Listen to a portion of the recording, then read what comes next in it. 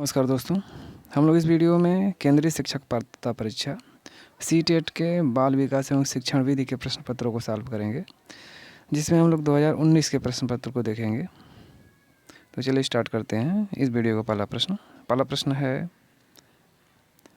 मूल्यांकन को, उसके बाद डॉट डॉट दिया गया है, अर्थात मूल्यांकन को हम किस रूप में देखेंगे। ऑप्शन ए, केवल नंबरों के संदर्भ में करना चाहिए मूल्यांकन। बी, वस्तुनिष्ठ प्रकार के लिखित कार्यों पर आधारित होना चाहिए। सी, एक अलग गतिविधि के रूप में लेना चाहिए। या फिर डी, शिक्षण अधिगम प्रक्रिया का एक भाग होना चाहिए। डी इसका आंसर है, मूल्यांकन शिक्षण प्रक्रिया का एक भाग होना चाहिए। नेक्स्ट क्वेश्चन, संरचनात्मक दृष्टिकोण के अनुसार अधिगम क्या है। ऑप्शन ए, जानकारी के अर्जन की प्रक्रिया। बी, अनुभव के परिणाम के रूप में व्यवहार में एक परिवर्तन होने की प्रक्रिया। सी, एक सक्रिय एवं सामाजिक प्रक्रिया। या फिर डी, एक निष्क्रिय एवं व्यक्तिपरक प्रक्रिया।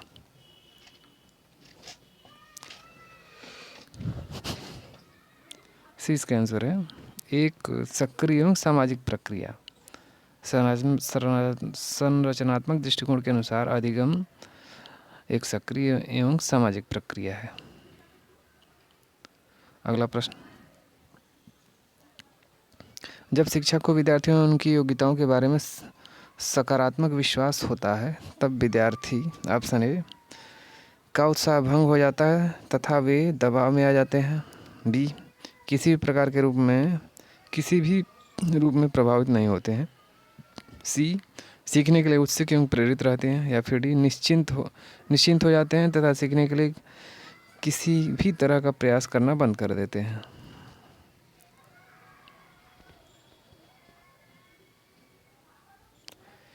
सी इसका आंसर है, सीखने के लिए उत्सुक एवं प्रेरित रहते हैं।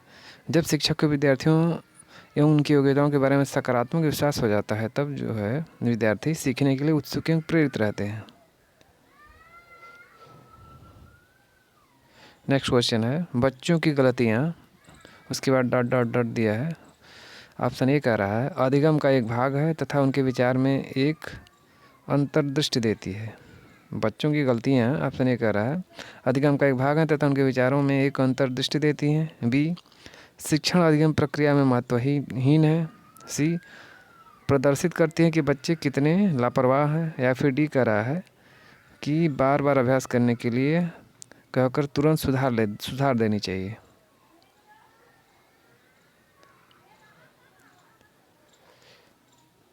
ए इसका आंसर है,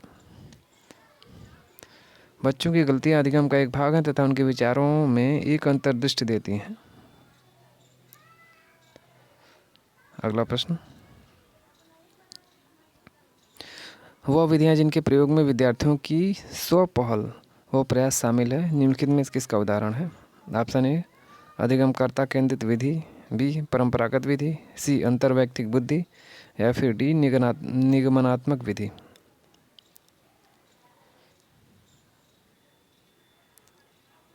ए इसका आंसर है, अधिगमकर्ता केंद्रित विधि। वह विधि जिनके प्रयोग में विद्यार्थियों की स्वपहल व प्रयास शामिल है वे अधिगमकर्ता केंद्रित विधि का उदाहरण है। अगला प्रश्न, नीचे लिखी हुई स्थिति किस सिद्धांत को दर्शाती है। ऑप्शन ए, जो विद्यार्थी अच्छा प्रदर्शन नहीं कर पाते हैं वे महसूस करते हैं कि वे पर्याप्त रूप से अच्छे नहीं हैं और हतोत्साहित महसूस करते हैं, तब उनमें बिना प्रयास के कार्य को आसानी से छोड़ देने की संभावना रहती है। ये कह रहा है कि नीचे लिखी हुई स्थिति या स्थिति किस सिद्धांत को दर्शाती है। ऑप्शन ए, आनुवंशिकता एवं पर्यावरण अलग नहीं है। बी, आनुवंशिकता एवं पर्यावरण संबंधित नहीं है। सी, संज्ञान एवं संवेग अलग नहीं है। या फिर डी, संज्ञान एवं संवेग संबंधित नहीं है।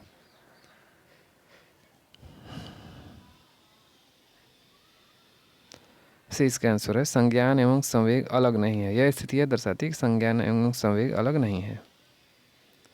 जो विद्यार्थी अच्छा प्रदर्शन नहीं कर पाते हैं वे महसूस करते हैं कि वे पर्याप्त रूप से अच्छे नहीं हैं और हतोत्साहित महसूस करते हैं, तब उनमें बिना प्रयास के कार्य को आसानी से छोड़ देने की संभावना बनी रहती है। प्रस्तुत गद्यांश विद्यार्थी के के संज्ञान एवं संवेग सिद्धांत को दर्शाती है। जो संज्ञान एवं संवेग अलग नहीं है को रेखांकित कर रही है। नेक्स्ट क्वेश्चन, एक शिक्षक बच्चों को प्रभावी रूप से समस्या का समाधान करने में सक्षम बनाने के लिए किस तरह से प्रोत्साहित कर सकता है? ऑप्शन ए, पाठ्यपुस्तक में दी हुई सूचना के कंठस्थीकरण करने पर बल देकर। बी, बच्चों को समस्या के बारे में सहजानुभूत अनुभव लगाने एवं बहु विकल्पों को देखने के लिए प्रोत्साहित करके। सी, पाठ्यपुस्तक के सभी प्रश्नों के व्यवस्थित तरीके से समाधान लिखकर। या फिर डी, पाठ्यपुस्तक से एक ही प्रकार के प्रश्नों के उत्तर के अभ्यास के लिए उन्हें पर्याप्त मात्रा में अवसर प्रदान करके।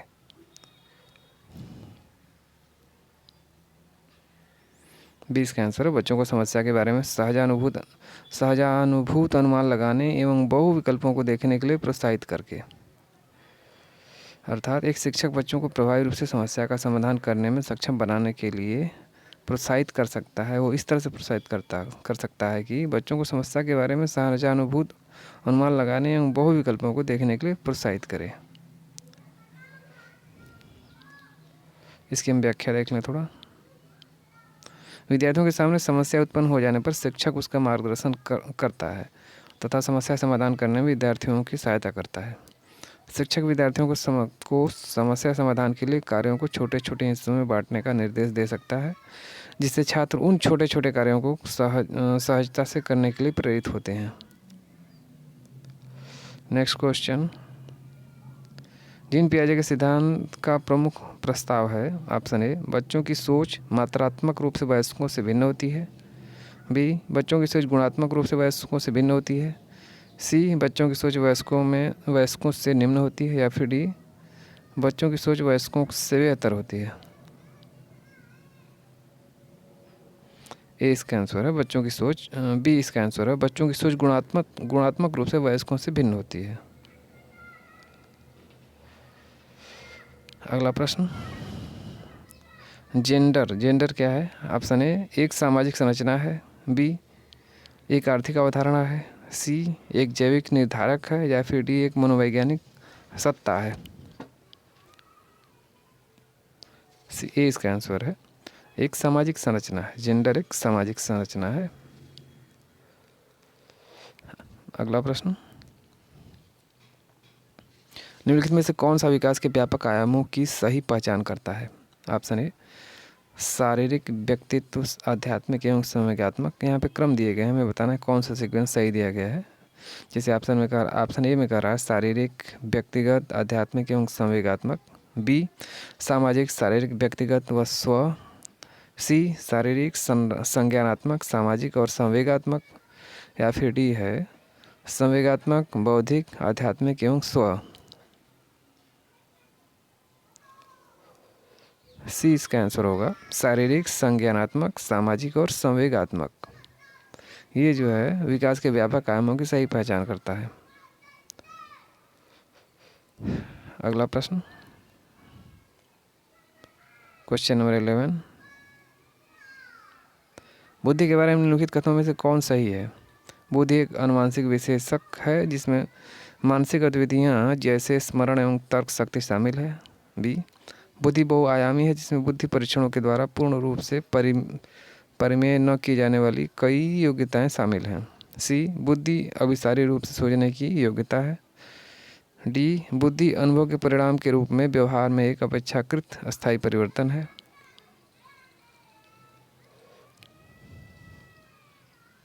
इसमें से कौन सही है हमें ये बताना है। बी इसका आंसर है बुद्धि बहुआयामी है जिसमें बुद्धि परीक्षणों के द्वारा पूर्ण रूप से परिमेय न कही जाने वाली कई योग्यताएं शामिल हैं। इसकी हम व्याख्या देखना थोड़ा। बुद्धि एक समुच्चय या सार्वजनिक क्षमता है जिसके सारे व्यक्ति उद्देश्यपूर्ण क्रिया करता है, विवेकशील चिंतन करता है तथा वातावरण के साथ प्रभावपूर्ण समायोजन करता है। बहुआयामी बुद्धि से संबंधित सिद्धांत गार्डनर ने दिया था। गार्डनर ने स्पष्ट किया था कि बुद्धि का स्वरूप एकाकी न होकर के बहुआयामी होता है। गार्डनर ने 9 प्रकार की बुद्धि का वर्णन किया है, जिस प्रकार है।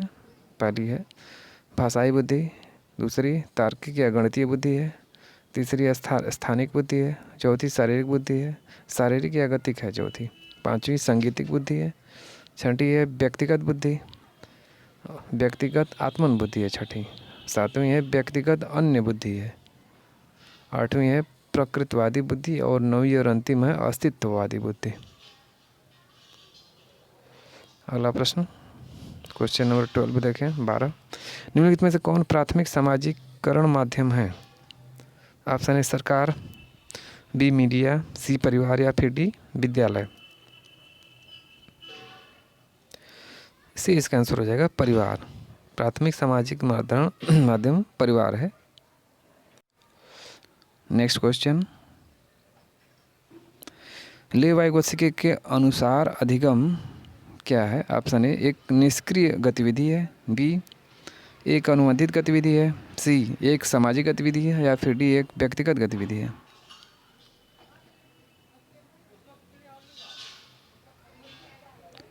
सी इसका आंसर है, एक सामाजिक गतिविधि है। लेव वाइगोत्स्की के अनुसार अधिगम एक सामाजिक गतिविधि है।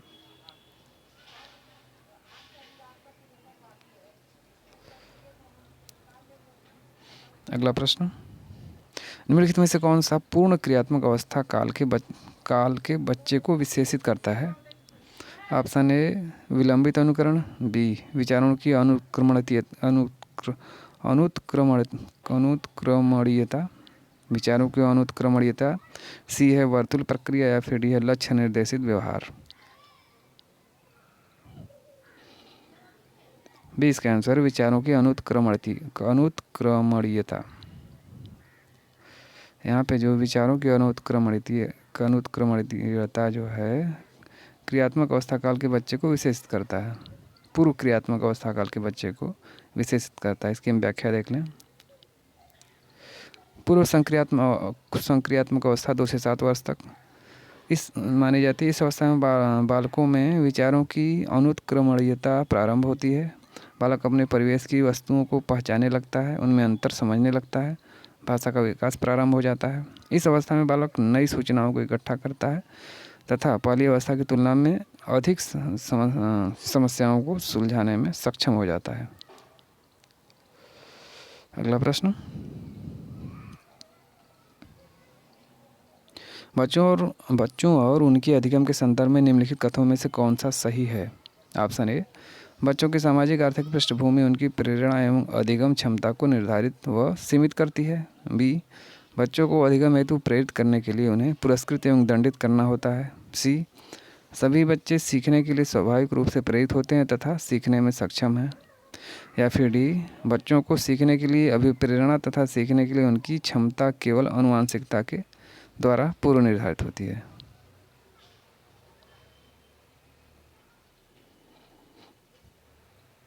सी इसका आंसर है सभी बच्चे सीखने के लिए स्वाभाविक रूप से प्रेरित होते हैं तथा सीखने में सक्षम हैं। नेक्स्ट, प्रगतिशील शिक्षा में बच्चों को किस तरह से देखा जाता है? ऑप्शन ए सक्रिय अन्वेषक के रूप में, बी खाली स्लेटों के रूप में, सी छोटे वयस्कों के रूप में या फिर डी निष्क्रिय अनुकारकों के रूप में।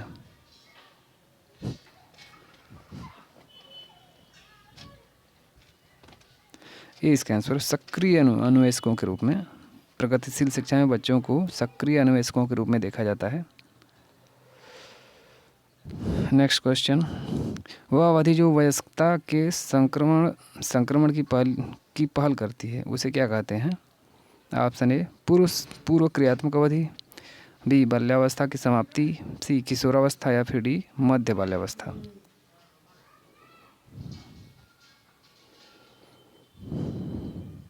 सी इसका आंसर किशोरावस्था। वह अवधि जो वयस्कता के संक्रमण की पहल करती है उसे किशोरावस्था कहते हैं। नेक्स्ट क्वेश्चन, जीन पियाजे के अनुसार बच्चे, ऑप्शन ए बच्चे को उद्दीपन अनुक्रिया संबंधों के सावधानीपूर्ण नियंत्रण के द्वारा एक विशेष तरीके से व्यवहार करने के लिए अनुबंधित किया जा सकता है, बी बच्चे को पुरस्कार एवं दंड के सिद्धांतों का प्रयोग करते हुए विशिष्ट तरीके से व्यवहार करना एवं सीखना सिखाया जा सकता है, सी बच्चे ज्ञान को सक्रिय रूप से संरचित करते हैं जैसे जैसे वे दुनिया में व्यवहार कौशल का प्रयोग करते हैं तथा अन्वेषण करते हैं। डी कह रहा है प्रेक्षणात्मक अधिगम की प्रक्रिया का अनुसरण करते हुए दूसरों का अवलोकन करके सीखते हैं बच्चे।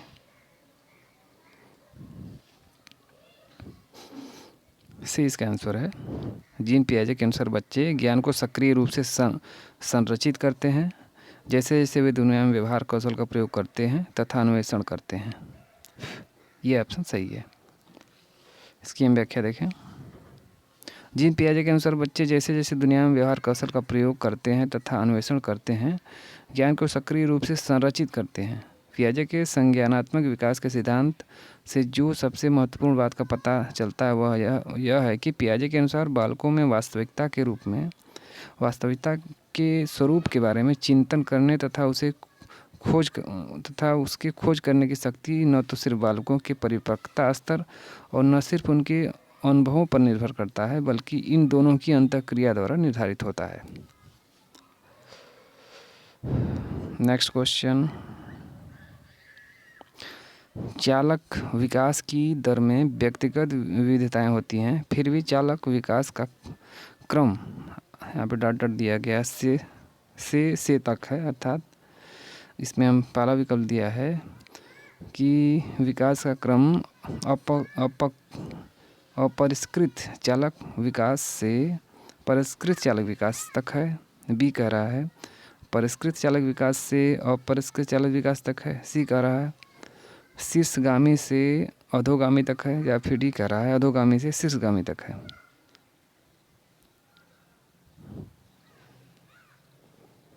ये इसका आंसर है। अपरिष्कृत चालक विकास से परिष्कृत चालक विकास तक है, अर्थात चालक विकास की दर में व्यक्तिगत विविधताएं होती हैं फिर भी चालक विकास का क्रम अपरिष्कृत चालक विकास से परिष्कृत चालक विकास तक है, अर्थात या फिर स्थूल से सूक्ष्म तक है।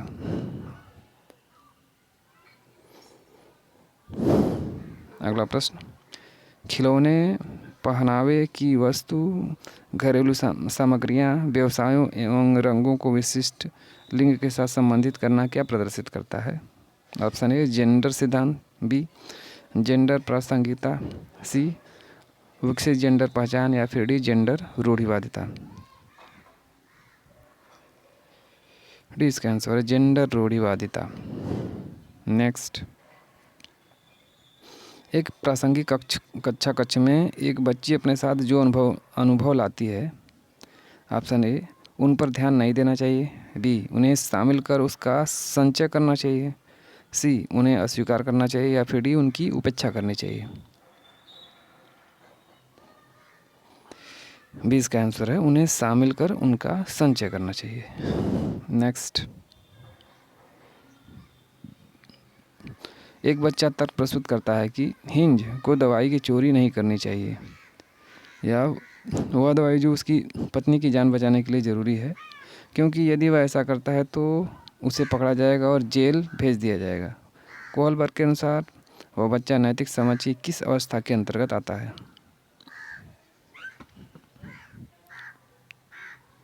ऑप्शन ए दंड एवं आज्ञापालक अभिविन्यास, बी सार्वभौमिक नैतिक सिद्धांत अभिविन्यास, सी यंत्रीय उद्देश्य अभिविन्यास, या फिर डी सामाजिक क्रम नियंत्रक अभिविन्यास। इसका आंसर है दंड एवं आज्ञापालक अभिविन्यास। नेक्स्ट। मौखिक संवाद जो बच्चे अपने आप से करते हैं उन्हें लेओ वाइगोत्स्की क्या कहते हैं? ऑप्शन ए भ्रांत वार्ता, बी समस्यात्मक वार्ता, सी अहं केंद्रित वार्ता, या फिर डी व्यक्तिगत वार्ता। डी इसका आंसर है व्यक्तिगत वार्ता। नेक्स्ट। यहाँ पे डॉट दिया गया है, उसके बाद दिया गया है यह विचारधारा है कि सभी बच्चों को एक नियमित विद्यालय व्यवस्था में समान शिक्षा प्राप्त करने का अधिकार हो। जैसे ऑप्शन ए है विशेष शिक्षा यह विचारधारा कि सभी बच्चों की एक नियमित विद्यालय व्यवस्था में समान रूप से शिक्षा प्राप्त करने का अधिकार है, या फिर भी कह रहा है बहुसांस्कृतिक शिक्षा यह विचारधारा है कि सभी बच्चों को एक नियमित रूप से विद्यालय में समान शिक्षा प्राप्त करने का अधिकार हो। या फिर सी है समावेशी शिक्षा। यह विचारधारा है कि सभी बच्चों को नियमित विद्यालय व्यवस्था में समान शिक्षा प्राप्त करने का अधिकार हो। या फिर डी कह रहा है कि मुख्य शिक्षा। मुख्य शिक्षा के अंतर्गत यह आता है कि सभी बच्चों को समान रूप से शिक्षा प्राप्त करने का अधिकार है। सी इसका आंसर समावेशी शिक्षा। समावेशी शिक्षा के अंदर यह विचारधारा है कि सभी बच्चे को एक नियमित विद्यालय व्यवस्था में समान शिक्षा प्राप्त करने का अधिकार है। नेक्स्ट, एक शिक्षक को चाहिए कि ऑप्शन ए वह विद्यार्थियों के बीच सांस्कृतिक भिन्नताओं तथा विविधता की अनदेखी करे। बी यह संप्रेषित करे कि वह कक्षा में सभी संस्कृतियों का सम्मान करता है या उसका महत्व देता है। सी वह विद्यार्थियों के बीच तुलना को अधिकतम करे। या फिर डी वह विशेष संस्कृति समुदाय के बच्चों को बढ़ावा दे।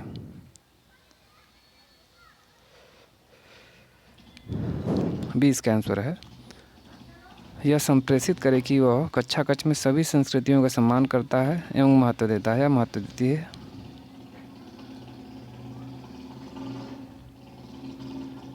नेक्स्ट क्वेश्चन, निम्नलिखित संरचनाओं में से शिक्षा का अधिकार अधिनियम 2009 किसकी वकालत करता है।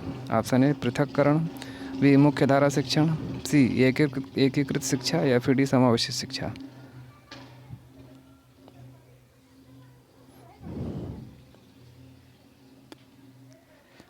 डी इसका आंसर है समावेशी शिक्षा।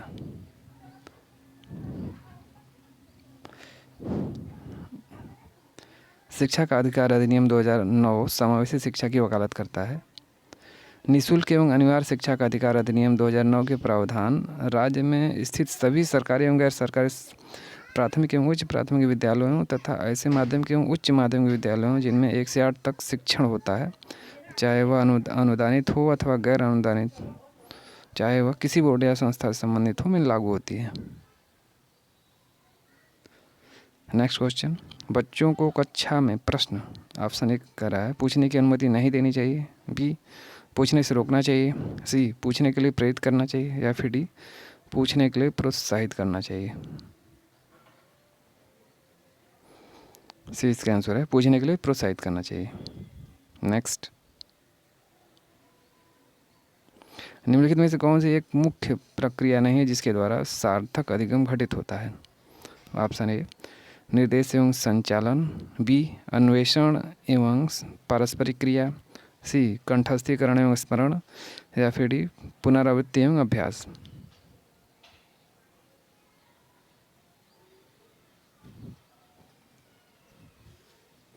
सी इसका आंसर है कंठस्थीकरण एवं स्मरण।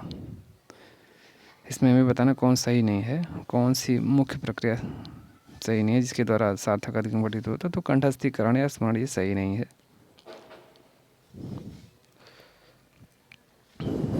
नेक्स्ट क्वेश्चन है 29, हमें इसमें मिलान करना है।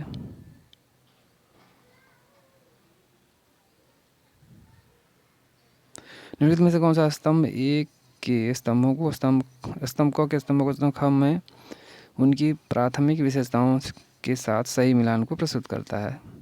इसमें एक तरफ दिया गया प्रतिभाशाली, अधिगम आवश्यकता, सृजनात्मकता, अवधान की कमी, अति सक्रियता। हमें दूसरी तरफ उनके लक्षण दिए गए, हमें मिलान करना है।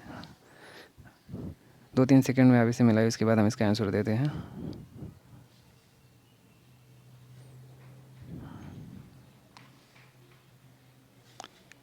इसका आंसर हम देखते हैं।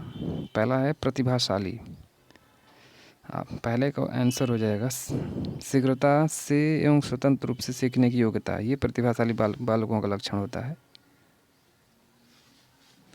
पहले का डी हो जाएगा।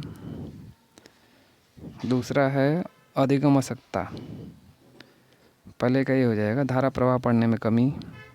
सी है सृजनात्मकता, सी का बी हो जाएगा आंसर, मूल समाधान के बारे में सोच सकते हैं। और डी है अवधान की कमी, अति सक्रियता, व्यतिक्रम। इसका हो जाएगा चौथे का सी, आसानी से विचलित होने की आदत। और इस प्रकार हम अगर इसका आंसर देखें तो डी हो जाएगा। यहाँ पे इसके व्याख्या में भी हम देख सकते हैं, प्रतिभाशाली के अंतर्गत शीघ्रता से स्वतंत्र रूप से सीखने की योग्यता है। अधिगम आवश्यकता यह है धारा प्रवाह पढ़ने में कमी।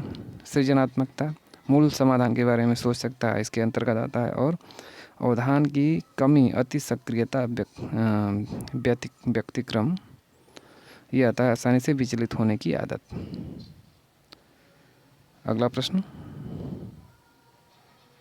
बच्चे प्रभावी रूप से सीखते हैं जब, ऑप्शन ए, वे श्यामपट्ट पर अध्यापक के द्वारा लिखे गए उत्तरों की नकल करते हैं। बी, वे विभिन्न गतिविधियों एवं कार्यों में सक्रिय रूप से भाग लेते हैं। सी, शिक्षक कक्षा में होने वाली सभी घटनाओं व बच्चों को पूर्ण रूप से नियंत्रित करता है। या फिर डी कह रहा है, वे पाठ्यपुस्तक में दिए गए तथ्यों को याद करते हैं।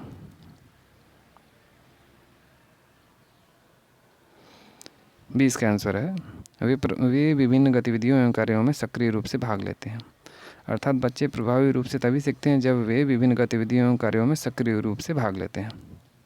इस प्रकार इस वीडियो का ये लास्ट क्वेश्चन था। अगर ये वीडियो पसंद आए तो लाइक और शेयर जरूर करें तथा हमारे चैनल को सब्सक्राइब कर लें और बेल आइकन की घंटी को भी प्रेस कर लें, जिससे मेरी आने वाली हर वीडियो की नोटिफिकेशन आपको तुरंत मिले।